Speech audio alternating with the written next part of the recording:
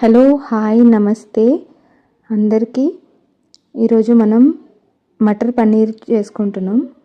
ముందుగా కడాయి పెట్టుకొని ఆయిల్ వేసుకొని ఆనియన్స్ అలాగే గ్రీన్ మిర్చి ఫ్రై చేసుకున్నాను.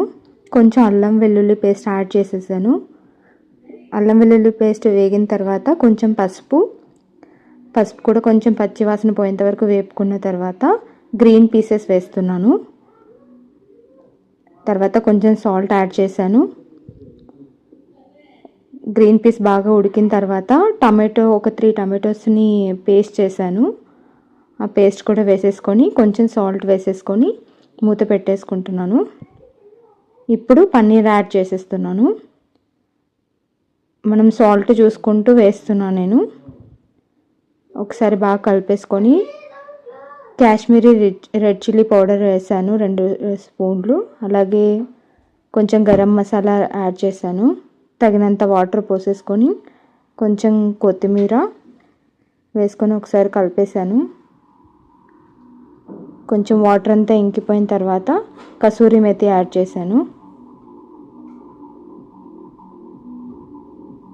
అంతే, చూసారు కదా, పన్నీర్ రెడీ అయిపోయింది.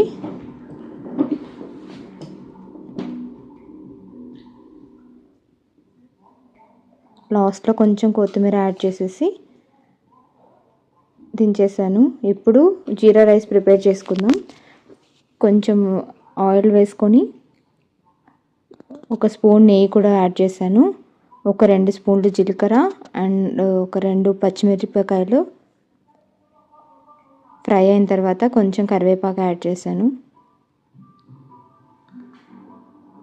ఫ్రై అయిన తర్వాత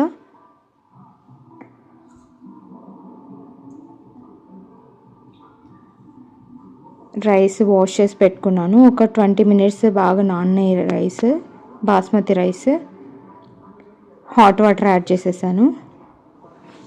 ఒక గ్లాస్ రైస్కి 1.5 గ్లాస్ వాటర్, కొంచెం కొత్తిమీర, సాల్ట్ యాడ్ చేసేసుకొని కుక్కర్ విజిల్ పెట్టేసుకుంటున్నాను. 2 విజిల్ పెడితే సరిపోతుంది.